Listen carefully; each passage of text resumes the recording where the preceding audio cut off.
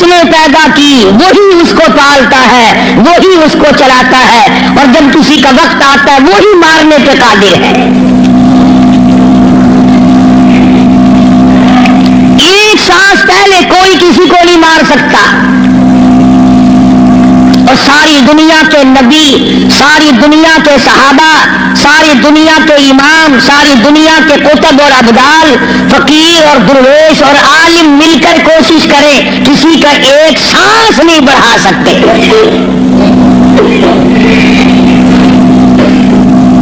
جو وقت معین فرما دیا رب العالمین نے، نہ پہلے موت آ سکتی ہے اور نہ ایک سانس تک زندہ رہ سکتا ہے۔ خداوند عالم نے جب موت و حیات والا مسئلہ اپنے اختیار میں رکھا، زندگی کا اور موت کا، مرنے جینے کا معاملہ اپنے قبضے قدرت میں رکھا ہے، تو نفع نقصان بھی اس کے سوا اور کوئی نہیں دے سکتا۔ نفع کا مالک بھی وہی ہے، نقصان کا مالک بھی وہی ہے۔ اب یہ تو ایک ہمارا فریب ہے، دجل ہے، ہیرا پھیری ہے، آگے بڑھ کر کہوں بے ایمانی ہے کہ اگر نقصان ہو جائے تو خدا کی طرف سے ہوا، منافع ہوا تو فلاں پیر نے کر دیا یا ہم نے کیا، گھاٹا پڑ جائے اللہ کی طرف سے، نقصان پڑ جائے اللہ کی طرف سے، نقصان پڑ جائے اللہ کی طرف سے، نفع کتنا ہی مل جائے، کبھی شکر ادا نہیں کرے گا کہ رب العالمین کی بڑی کریمی ہوئی، بڑی مہربانی ہوئی، اس نے بڑی بندہ نوازی فرمائی کہ مجھے اور میرے بچوں کو اللہ پاک نے روزی حلال عطا فرمائی۔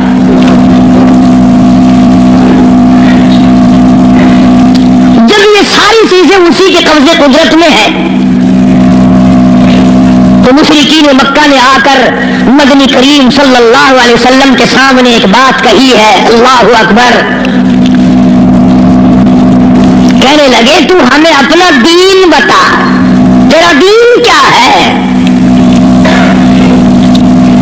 جیسے یہاں بیٹھ کر دو چار آدمی بات کریں نا تو اشاروں میں اپنے لوگوں کو کہا کرتے ہیں یہ جڑا بندہ ہے نا گال پیا کرتا، یہ معلوم ہوتا پھریا ہوا بندہ ہے، مطلب یہ ہوتا ہے کہ گئے دین کا بندہ ہے، دو فرقے کا بندہ ہے، کوئی اور طرح کا بندہ سادے مطلب کا نہیں۔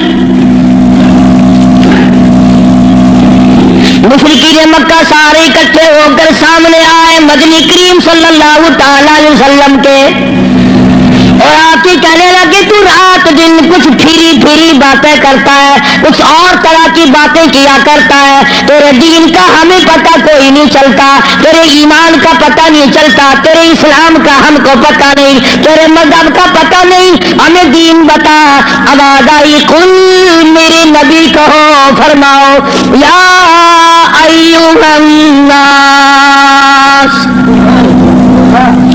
او مکی والوں، او مدینے والوں، او عرب والوں، عجم والوں، ساری دنیا کے انسانوں، عربیوں، اجمیوں، کالوں، گوروں، پڑھے ہوئے ہو، ان پڑھو، بوڑھو، جوانوں، عورتوں، مردوں، فرمایا یا ایھا الناس، اے لوگوں، اللہ پاک فرما رہے میرے محبوب یوں فرماؤ یا ایھا الناس ان کنتم فی شک من دینی، ان کنتم، اگر تم شک رکھتے ہو، ان کنتم فی شک من دینی، اگر تمہیں شک ہے میرے دین میں، میرے دین کے بارے میں، میرے دین کے معاملے میں، آؤ میں اپنا دین صاف کر کے بتا دوں، آؤ میں اپنا مذہب بتا دوں، آؤ تمہیں میں اپنی جماعت بتا دوں، آؤ میں تمہیں اپنا فرقہ بتا دوں۔ فرمایا فلا اعبد الذین تعبدون من دون اللہ،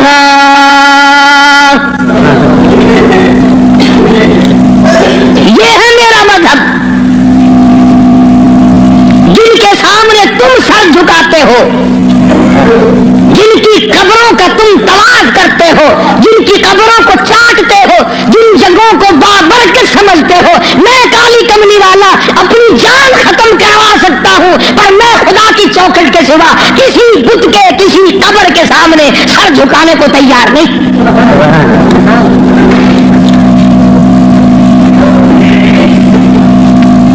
سرکار مدینہ صلی اللہ علیہ وسلم نے ابراہیم علیہ السلام کی قبر کے سامنے سر نہیں جھکایا، تم ننگوں کی قبروں کے سامنے سر جھکاتے ہو۔ مدنی کریم صلی اللہ تعالی علیہ وسلم نے اسماعیل علیہ السلام کی قبر کے سامنے سر نہ جھکایا، یعقوب علیہ السلام کی قبر کے سامنے سر نہیں جھکایا، یوسف علیہ السلام کی قبر کے سامنے سر نہیں جھکایا، موسیٰ علیہ السلام کی قبر کے سامنے سر نہیں جھکایا، اور آپ صاف صاف فرما دیا فلا اعبد الذین تعبدون من دون اللہ، میں ہرگز ہرگز کسی اور کی عبادت کرنے کو تیار نہیں، میری ساتھ لڑو، میری ساتھ جھگڑا کرو، او مکے والوں میں تم سب کی مار کھانے کو تیار ہوں، اپنے دین کا سودا کرنے کو تیار نہیں۔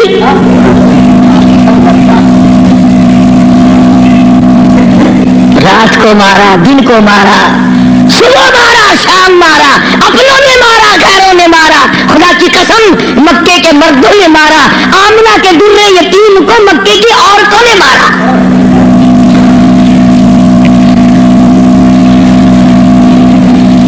اور کس کی عبادت کرتے ہو، کس کی پوجا کرو گے، کون ہے عبادت کے لائق؟ فرمایا میں تو عبادت بھی، سجدہ بھی، رکوع بھی، نظر نیاز بھی ساری اس کے لیے کرتا ہوں، ولیکن اعبد اللہ الذی یتوفاکم، فرمایا میں اس کو خدا مانتا ہوں، میں اس کو رب مانتا ہوں، میں اس کو مشکل کشا مانتا ہوں، میں اس کو حاجت روا مانتا ہوں، میں اس کو نظر نیاز کا حقدار مانتا ہوں جو میری اور تمہاری موت پہ قادر ہے۔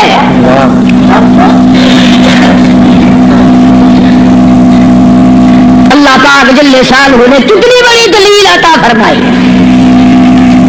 جو کسی کو مارتا ہو، زندہ کرتا ہو، پیدا کرتا ہو، وہ خدا ہے، جو مر جائے وہ خدا نہیں۔ بھلا جس کی خود موت آ جائے وہ خدا کیسے ہے؟ قرآن کہتا ہے ایک لمحے کے لیے، ایک سیکنڈ کے لیے جس کو اونگ آ گئی وہ خدا نہیں، اور جو عمر بھر کے لیے قبر میں جا کے سو گیا وہ خدا کیسے ہو سکتا ہے؟ فرمایا اللہ لا الہ الا هو الحی القیوم، الہ وہ ہے، مشکل کشا وہ ہے، ستاروں کا مالک وہ ہے، چاند کا مالک وہ ہے، للشمس ينبغي لها ان تدرك القمر ولا الليل سابق النهار وكل في فلك يسبحون۔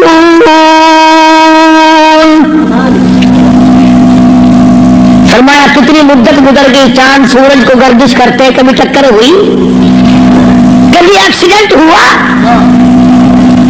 رات دن کو کتنے دن ہو گئے چلتے ہوئے، کبھی تک آپس میں ٹکراؤ تصادم ہوا؟ تو ارشاد فرمایا محمد عربی صلی اللہ علیہ وسلم کی زبان سے، اللہ پاک نے کلام خدا ہے، زبان مصطفیٰ ہے، حکم خدا کا ہے، زبان کالی کملی والے کی ہے، فرمایا ولیکن اعبد اللہ،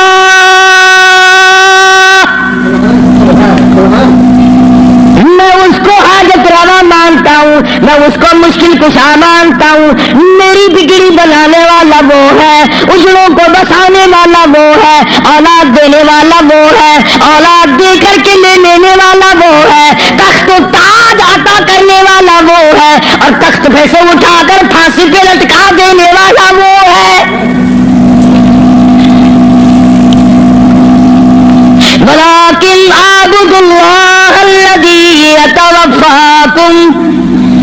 وَأُمِرْتُ أَنْ أَكُونَ مِنَ الْمُؤْمِنِينَ، مجھے حکم ملا ہے کہ میں سب سے پہلے اس مالک کائنات پہ یقین کرنے والا بنوں، فرما برداری کرنے والا بنوں، احکام کو سنبھالنے اور عمل کرنے والا بنوں، سب سے پہلے مجھے حکم ملا ہے۔ وَأَنْ أَقِمْ وَجْهَكَ لِلدِّينِ حَنِيفًا وَلَا تَكُونَنَّ مِنَ الْمُشْرِكِينَ، فرمایا کہ مجھے حکم ملا ہے میں اللہ سبحانہ و تعالیٰ کی طرف منہ رکھوں۔ منہ رکھنے کا مطلب یہ کبھی اس سے نہ بگاڑوں، اس کے مقابلے میں کبھی کسی کو حاجت روا نہ جانوں۔ اچھا ایک لفظ اور سمجھ لیں، اگر آپ کی سمجھ میں یہ باتیں بیٹھ جائیں تو انشاءاللہ تا زندگی کام آئیں گی۔ یہ جو لفظ سبحان ہے، سبحان ربی العظیم، سبحان ربی الاعلیٰ، سبحانک اللہم، سبحان اللہ وبحمدہ، سبحان اللہ والحمدللہ، سبحان اللہ رب العرش العظیم، سبحان اللہ عما یشرکون، یہ جو قرآن میں، نماز میں، حدیثوں میں لفظ سبحان ہے، اس کے معنی، اس کا ترجمہ سب علماء اور تمام لوگ یہ کرتے ہیں پاک ہے اللہ۔ اس کا مطلب یہ معنی یہ کرتے ہیں پاک ہے اللہ، سبحانک اللہم، اے اللہ ہم تیری پاکی کا اقرار کرتے ہیں۔ جو میں آپ کو سمجھانا چاہتا ہوں وہ اب بھی نہیں سمجھے، وہ اب بھی نہیں سمجھے۔ پاک ہے ذات تیری، پتہ لوگوں نے کیا سمجھا؟ گندگی سے پاک ہوگا، چھینٹے پڑنے سے پاک ہوگا، استنجا کرنے سے پاک ہوگا، بیوی سے پاک ہوگا، ماں باپ سے پاک ہوگا، کھانے پینے سے پاک ہوگا، سونے سے پاک ہوگا، کسی کا محتاج نہیں ہوگا۔ یہ معنی نہیں ہے۔ سبحانک اللہم، اے اللہ ہم تیری پاکی کا اقرار کرتے ہیں، تو پاک ہے۔ کیسے پاک ہے؟ پلیتی سے پاک مراد نہیں، ناپاکی سے مراد پاک نہیں، بلکہ تو پاک ہے اس بات سے کہ تیری خدائی میں کوئی ساجھی بنے، تو اس بات سے پاک ہے، کوئی تیرا ساجھی بن نہیں سکتا۔ اس لیے فرمایا سبحان اللہ عما یشرکون، شریکوں سے پاک ہے۔ ہم سب کے شریکے ہیں، بھائی ہیں، برادری ہیں، قربے ہیں، قبیلے ہیں، چچے تائے ہیں، ہم سب شریکوں والے ایک خدا کی ذات ہے جس کا کوئی شریکہ نہیں، شریک نہیں، ساجھی نہیں، ہمسر نہیں، پیدا کرنے والا کوئی نہیں، اس سے کوئی پیدا نہیں ہوا، وہ اپنی خدائی میں یکتا ہے، قدیم ہے، ہمیشہ سے ہے، ہمیشہ رہے گا، ساری دنیا مٹ جائے گی، خدا جب بھی رہے گا۔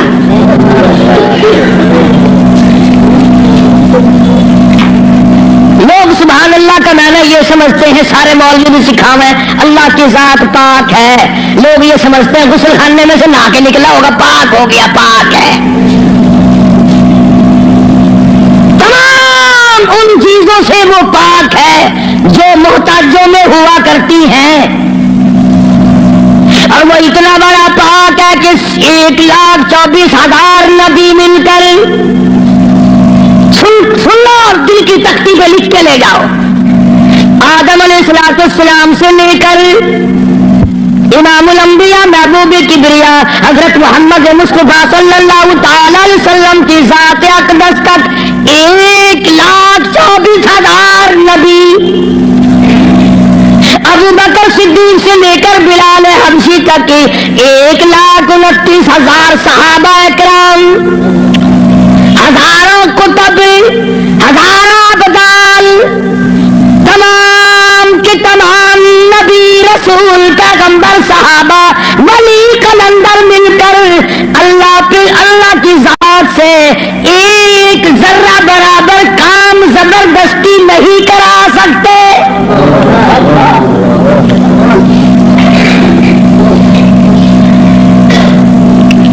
کوئی زبردستی نہیں کرا سکے گا۔ کی کیسٹ آپ نے سنی ہوگی. فرمایا من ذا الذی یشفع عنده الا باذنہ. من یہ جو لفظ ہے عربی کا من، اس کے معنی پتہ کیا ہے؟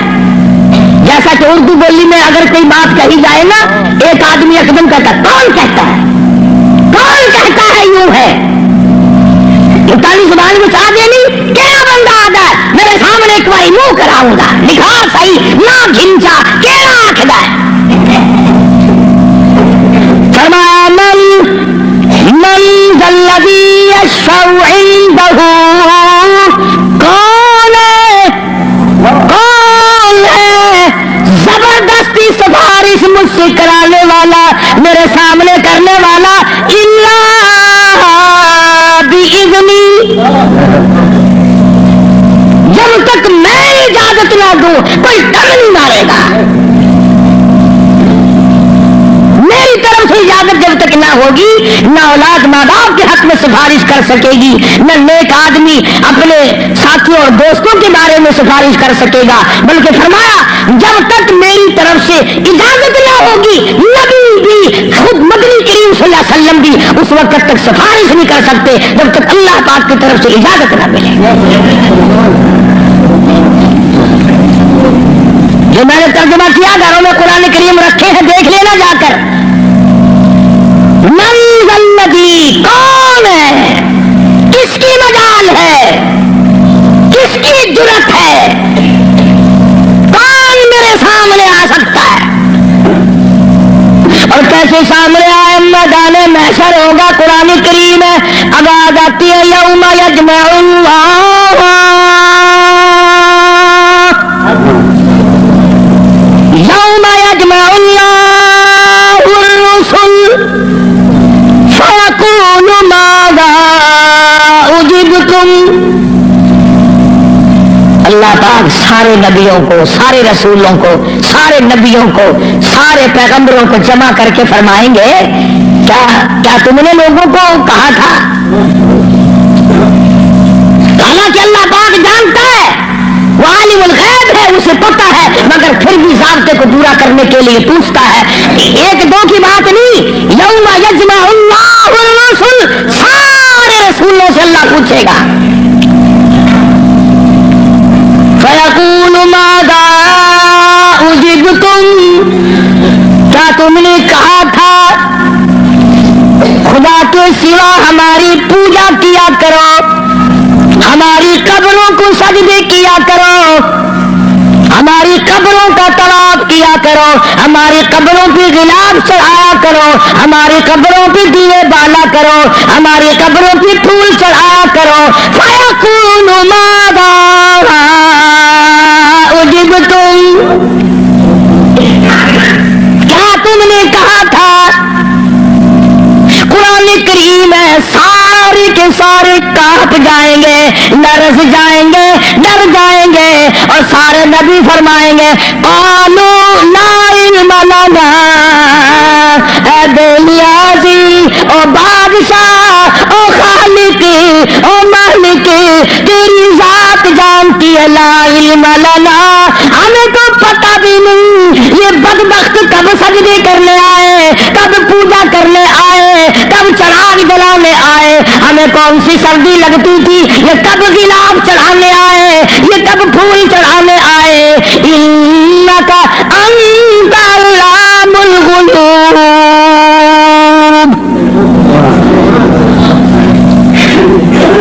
اگر ہم کہتے میرے رب او ہمارے پروردگار، تیرے سے چھپی نہ رہتی بات، ہم نے نہیں کہا ان کو. اللہ سبحانہ و تعالی نے پھر آگے چل کر چند آیتوں کے بعد ایک ایسے پیغمبر کا تفصیلی ذکر فرمایا. سبحان اللہ، اللہ اکبر. پہلے تو سارے پیغمبروں کا حال بتا دیا، قیامت کے دن یہ بنے گا. پھر اگلی آیتوں میں ایک ایسے پیغمبر کا، ایک ایسے رسول کا ذکر خیر فرمایا جن کی ذات کو عیسیٰ علیہ السلام کہتے ہیں، جن کو اس وقت پوری دنیا میں آدھے سے زیادہ آبادی خدا مانتی ہے،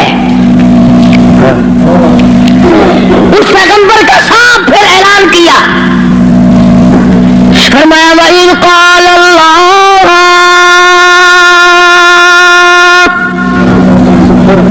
يَا عِيسَى ابْنَ مَرْيَمَ، او عیسیٰ علیہ السلام بیٹے مریم کے، یا عیسیٰ ابن مریم، او مریم کے بیٹے، او عیسیٰ علیہ السلام، یہ جو عیسائی تجھے خدا مانتے ہیں، اَأَنْتَ قُلْتَ، کیا تو نے کہا تھا مجھے الہین من امی الہین من دون اللہ؟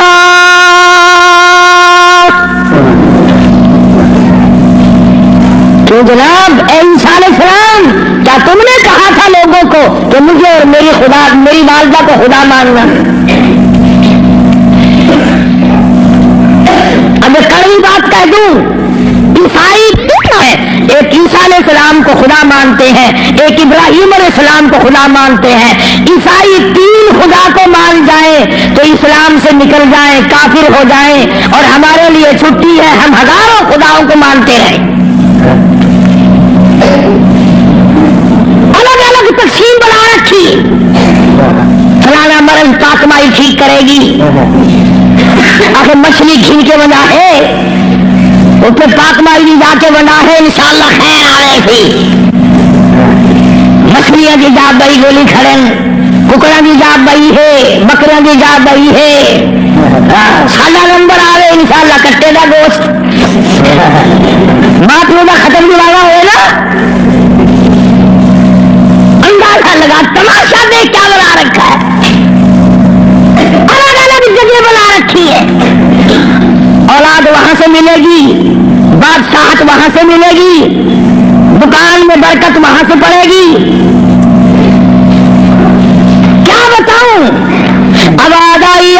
عیسیٰ ابن مریم، اور عیسیٰ علیہ السلام بیٹے مریم کے اَأَنْتَ، خدا کی قسم اگر تم عربی سمجھتے نا، عربی تمہارے کلیجے پھٹ جاتے، خدا نے یہ جو لفظ استعمال کیے نا یہاں، اَأَنْتَ بڑے جھڑکی والے لفظ ہیں، اور کیا تو نے من دون اللہ میرے سوا، اللہ اکبر، اللہ پاک کے غضب کو، اللہ کے قہر کو، اللہ کے جلال کو انبیاء سے زیادہ کون سمجھ سکتا ہے؟ پیغمبروں سے زیادہ اس کے قہر کو کون جانے؟ عیسیٰ علیہ السلام تھرا جائیں گے، گھبرا جائیں گے، قرآن اب جواب کیا ہونا چاہیے تھا؟ کو اللہ کے سوا خدا بنا لینا، تو جواب یہ ہونا چاہیے تھا نہیں جی، نہ صحیح نہیں صاحب، میں نے ایسا نہیں کیا، اللہ اللہ۔ اب ادا کیا عیسیٰ علیہ السلام، روئے گھبرائے بول اٹھے، فرمانے لگے قال سبحانک،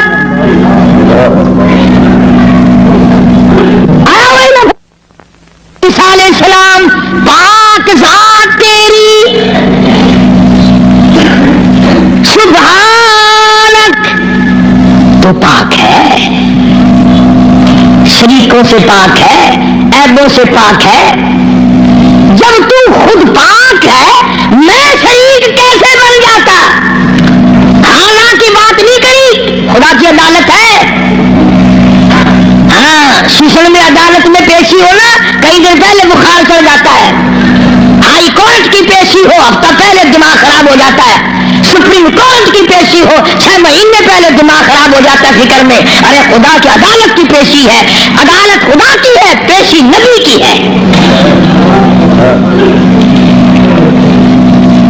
فرمایا قال سبحانک، بولے ہیں عیسیٰ علیہ السلام، یا اللہ پاک ذات تیری،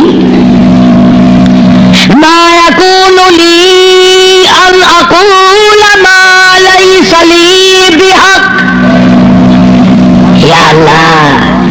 اللہ تو پاک ہے جن چیزوں سے میں ایسی بات کیسے کہہ سکتا ہوں، کیوں کر میں کہتا ایسی بات جس سے تو پاک ہے، یعنی اور خدا ہو ہی نہیں سکتا۔ اور آگے پھر عیسیٰ علیہ السلام نے اور فرمایا ان کنت قلتہ فعلمت، اگر میں کہتا یا اللہ تو جان لیتا، تجھ سے چھپا ہوا کچھ بھی نہیں ہے، تجھے علم ہوتا، کیوں؟ تعلم ما نفسی ولا اعلم ما فی نفسک، تجھے وہ سارا پتا ہے جو میرے دل میں ہے، میرے جی میں ہے، اور میں نہیں جانتا جو کچھ تیرے علم میں ہے۔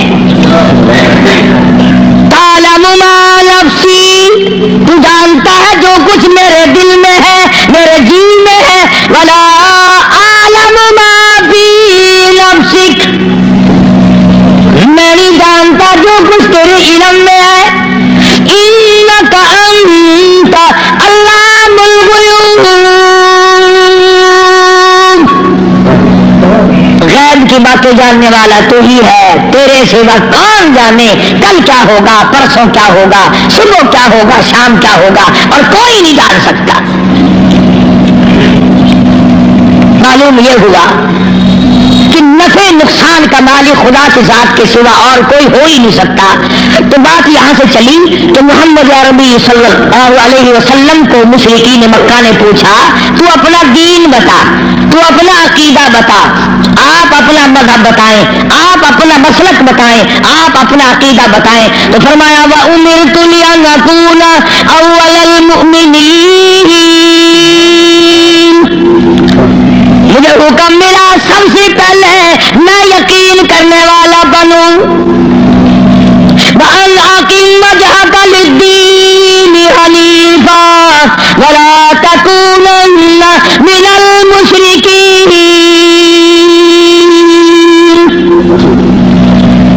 میں اس خدا کی طرف منہ کیے بیٹھا ہوں، میرا اسی کی طرف دھیان ہے، اسی کی طرف توجہ ہے۔ اور لوگوں مجھے مارو یا چھوڑو، صلح کرو یا لڑائی کرو، میرے غلاموں کو مارو یا چھوڑو، میں اپنے اس پیٹ کے ایک ایک وقت میں دو دو پتھر تو باندھ سکتا ہوں، اور اپنے خدا کے ساتھ میں کسی کو شریک نہیں کرنے کا۔ میں ایک ایک وقت میں 15 دن درختوں کے پتے تو چبا سکتا ہوں، پر میں اللہ سبحانہ و تعالیٰ کے ذات میں کسی کو شریک نہیں کر سکتا۔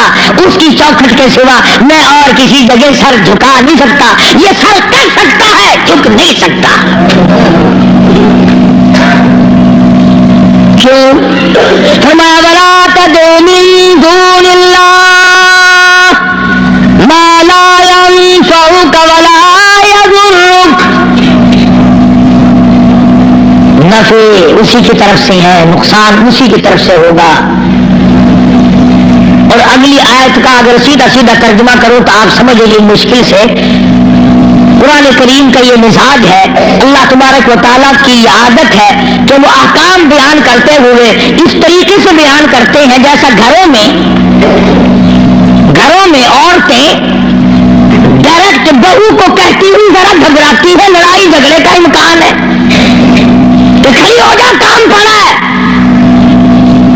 اصل مقصد ہے بہو کو کہنا، لیکن ماں کرے گی کیا؟ یہ چھوکری کھڑی ہو جا، دیر ہوگی، شرم نہیں آتی، اب تک پڑی ہے، جانے گی نا کہ یہ میری لڑکی ہے، برا نہیں ماننے کی۔ اصل میں کہنا بہو کو ہے، سنانا لڑکی کو ہے، اس لیے حکم دینا امت کو ہے اور کروانا کالی کملی والے کی زبان سے ہے۔ لوگ قرآن کا مزاج نہیں سمجھ سکتے، ڈائریکٹ عورت کبھی نہیں کہتی روٹی پکا لے، منہ کھڑی ہو کر روٹی برتن مانج لے، کپڑے دھو لے، بلکہ اگر صرف چھوٹی سی بچی بھی ہوگی اسی کا نام لے گی، یہ تو جھاڑو دے لے، بکر لگا لے، برتن پڑے ہیں انہیں صاف کر لے۔ حالانکہ کہنا بہو کو، نوح کو کہنا مقصد ہے، لیکن ماں لڑکی کا نام لیتی ہے۔ اللہ سبحانہ و تعالیٰ نے فرمایا میرے محبوب اگر آپ نے نفع نقصان کا مالک کسی اور کو سمجھا. اللہ اکبر. پھر قرآن کریم کا مزاج دیکھو. فرمایا فَإِن فَعَلْتَ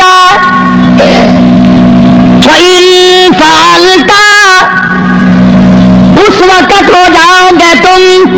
فَإِن فَعَلْتَ فَإِنَّكَ إِذًا مِنَ الظَّالِمِينَ. اگر کسی کو نفع نقصان کا مالک سمجھا ظالمین میں سے بن جاؤ گے. راہ ہدایت تمہارے سامنے سے اٹھ جائے گا. اس لیے میں نے یہ عرض کیا بڑی 11ویں چھوٹی 11ویں درمیانی 11ویں پتہ نہیں کیا بنا رکھا ہے. اصل قصور ہمارا مولویوں کا نہیں ہے جو بدعت نکالتے ہیں. قصور تمہارا ہے. اگر خوشی خوشی میں صبح صبح مولویوں کے مٹھے دو 2-4 روپے مار آؤ تو ایمان سے نہ یہ تمہیں 11ویں بتائیں نہ یہ 18ویں بتائیں. رہنا تو یوں نکلتا ہے نا. فرمایا پھر ظالمین میں سے ہو جاؤ گے اگر تم نے. اب جس کا یہ عقیدہ ہے کہ اگر میں نے 11ویں نہ بنائی تو بھینس دودھ نہیں دے گی. اس لیے قرآن کریم کی میں نے وہ آیت عرض کی تھی پچھلے جمعے کو. اللہ فرماتے ہیں بھینس کا چمڑا کالا کھاتی ہے سب ساوا چارہ اور ادھر گوبر ہے اور ادھر رتا خون ہے. بیچ میں سے سفید صاف ستھرا دودھ تو نکال لوں میں پیدا کروں میں. اور جب تیرے ہاتھ میں آ جائے تو تمہیں نہ پیار کھایا 11ویں کا کھیر بنے نہ کرا.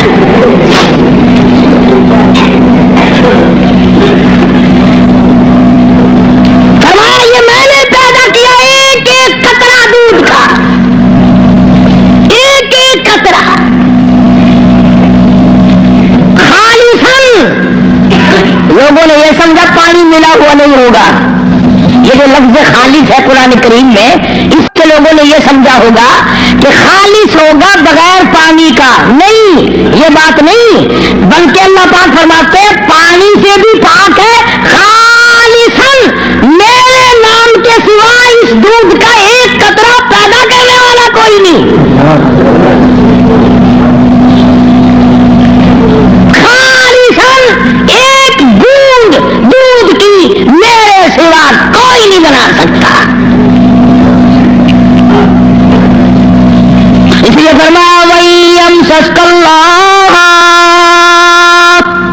اللہ اللہ. سورۃ یونس کا آخری رکوع ہے 11واں سپارہ ہے. دیکھا 11ویں کا ثبوت 11ویں سپارے.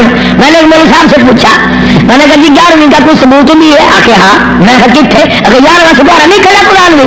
میں کہا ہے اکبر کی 11ویں ثابت کی گئی.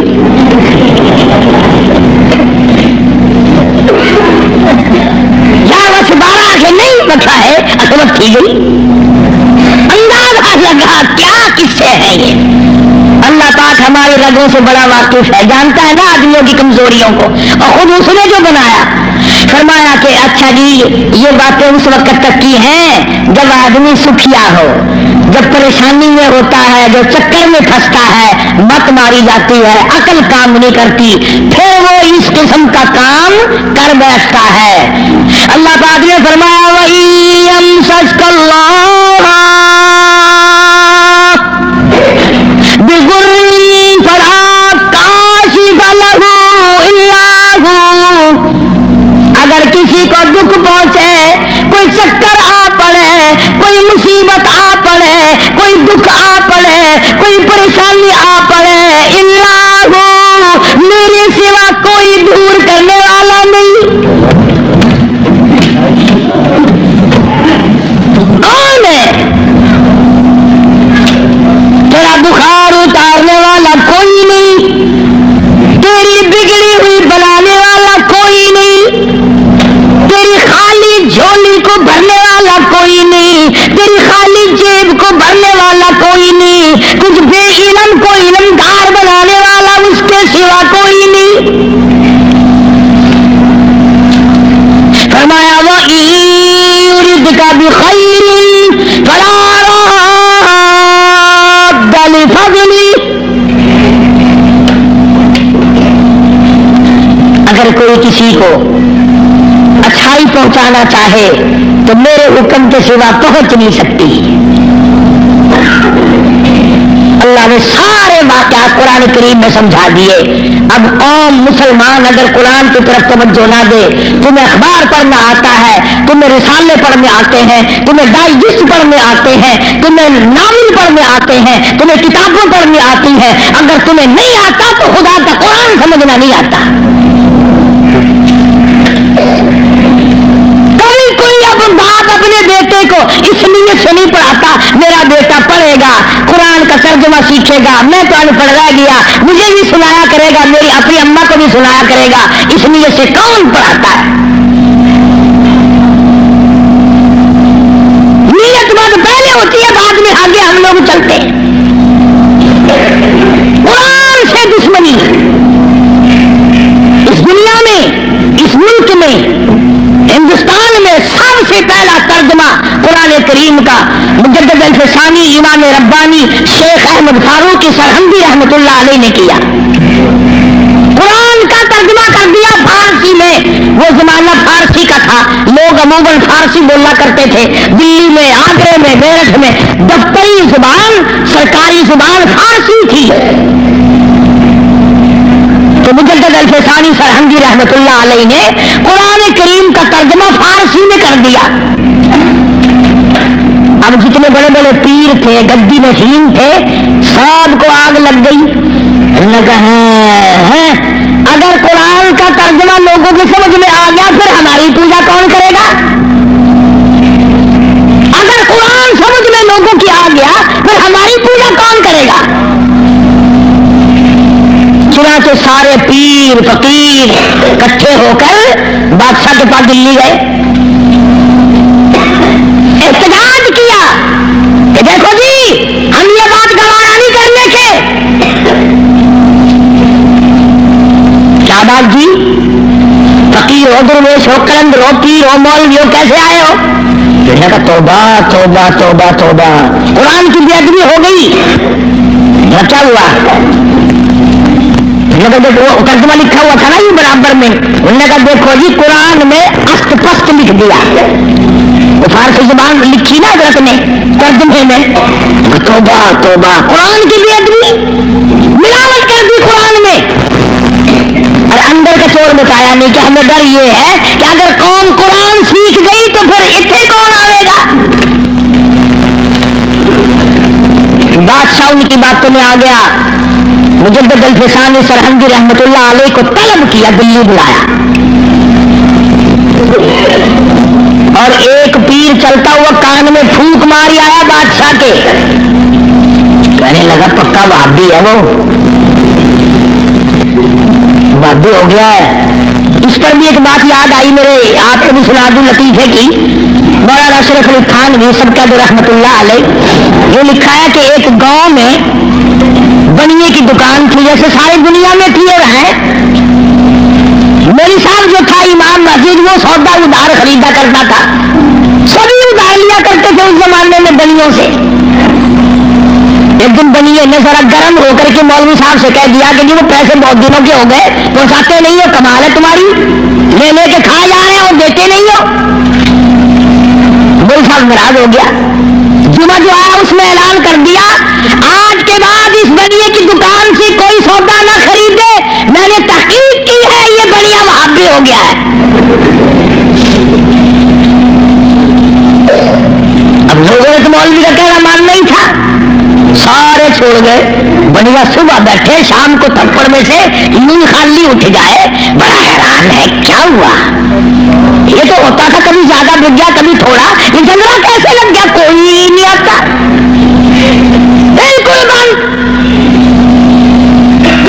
2-4 دن کے بعد مجھے پتا چل گیا کہ میرے صاحب نے جمعے میں اعلان کیا کہ بنیا وہابی ہو گیا ہے، اس لیے سودا لینے کوئی نہیں آتا.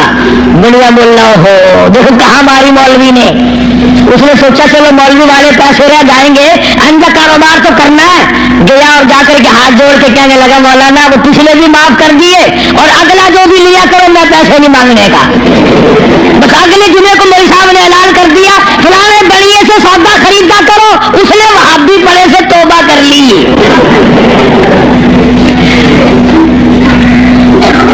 مجدد الفسانی سرہندی رحمۃ اللہ علیہ، سرتاج الاولیاء،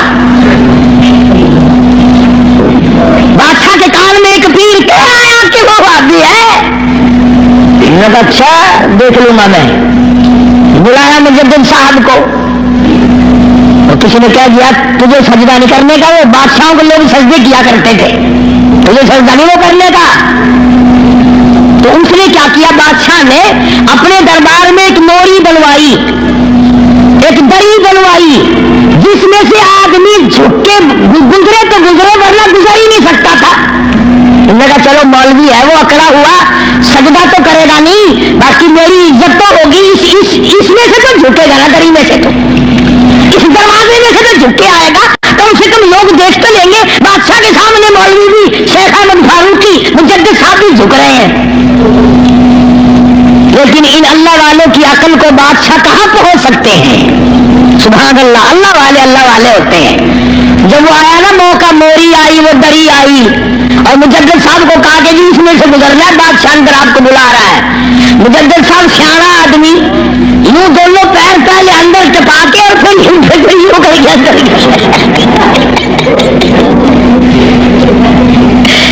सारा दरबार हैरान हो गया कि ये क्या हुआ भाई।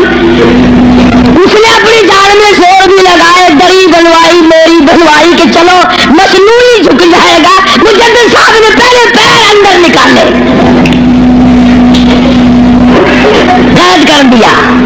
अल्लाह अल्लाह अल्लाह। हाँ, कुरान का तर्जुमा जिसने भी किया मार खाई, नबी ने किया उसको पत्थर लगे, मुजद्दिद ने किया उसको कैद मिली। आज मैं तर्जुमा करूंगा तो मुझे ही क्या दे के जाओगे। फरमाया मदनी करीम सल्लल्लाहु तआला अलैहि वसल्लम ने इस बात को पल्ले बांध लो, सारी दुनिया की इबादत और सारी दीनी इबादत का मदार है अल्लाह की तौहीद पे। मुजद्दिद साहब को जेल में डाल दिया कुरान का तर्जुमा करने के जुर्म में। तो आज ही कौन माफ करता है कुरान करीम का जो तर्जुमा सुनाएगा, जो मुस्तफा करीम सल्लल्लाहु अलैहि वसल्लम के इरशाद को सही सही सुनाएगा, कौन सामने पेश करे। एक बात तो याद करने के काबिल है, अल्लाहु अकबर, नबी का आखिरी वक्त है सल्लल्लाहु अलैहि वसल्लम। ईमानदारी से बताओ, किबले की तरफ मुंह किए हुए सारे बावजू बैठे हो, मर्द औरत वजू के साथ बैठे हो, आखिरी वक्त हो, बिल्कुल आखिरी वक्त हो, यकीन हो जाए दिल को किसी तरह से भी कि मेरा आखिरी वक्त है, फिर आदमी हर वो चीज मांगता है जो अच्छे से अच्छी लगे आखिरत के एतबार से, तौबा करने की कोशिश करता है, इस्तिग़फ़ार करता है, यानी जो काम उसकी नजरों में सबसे अच्छा हो वो करने की कोशिश करता है। आखिर में मदनी करीम सल्लल्लाहु तआला अलैहि वसल्लम का आखिरी वक्त है। अल्लाह पाक की हुजूर में झोली फैला दी, मांगने वाला मुस्तफा करीम सल्लल्लाहु अलैहि वसल्लम है, देने वाला खुदा है। आखिरी वक्त में क्या मांगा, औलाद ना मांगी, खाना ना मांगा, कपड़ा ना मांगा, औलाद के लिए कुछ ना मांगा, घरवालियों के लिए कुछ ना मांगा, बेटियों के लिए कुछ ना मांगा, फातिमा तो ज़हरा के लिए कुछ ना मांगा, सैयदना हसन के लिए कुछ ना मांगा, सैयदना हुसैन के लिए कुछ ना मांगा, तमाम घरवालों के लिए कुछ ना मांगा, और फरमाया अल्लाहुम्मा ओ मेरे रब्बी ला तजअल कब्री, और मेरे माबूद मेरी कब्र को सजदा गाना बनाना।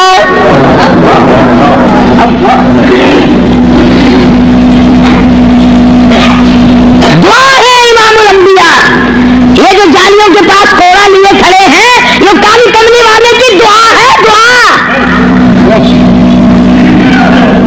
इन्होंने तो कंधे ही रहा, तेरी खैर हो गए पहरेदारा, रोजे की गाली चुम लेंगे, एक लगदार पटखारा हो गया। वो 400 बंदे इकट्ठे हुए, मदीने पाक का सुमलाद करना ही करना है, उन्होंने फड़ के ठोक दिते जेल में। तुसी इत्थे मदीने पाक इमामुल अंबिया का रोजा इत्थे होवे, काली कमली वाले सल्लल्लाहु अलैहि वसल्लम का रोजा मुबारक इत्थे होवे, हुजूर के 10,000 जरनैल इत्थे सुते पे होवन, हुजूर की 4 बेटियां इत्थे होवन, हुजूर की 2 घरवालियां इत्थे होवन, हुजूर की 6 फूफियां इत्थे होवन, और जिथे खाली जैसे जरनैल सोए हुए हो वहां तू बैठ कर मिलाद करने लगा।